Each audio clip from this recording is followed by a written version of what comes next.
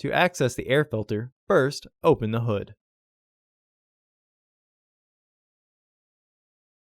The air filter is located here. Disengage the fasteners. Lift the housing and free the tabs from their catch. Remove the old filter. Insert your new filter into the housing. Make sure the tabs are secure in their catch.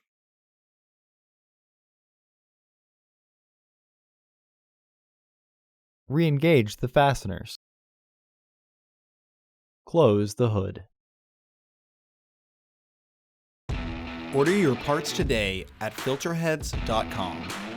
Also, please like our video and subscribe to our channel so you won't miss any new content.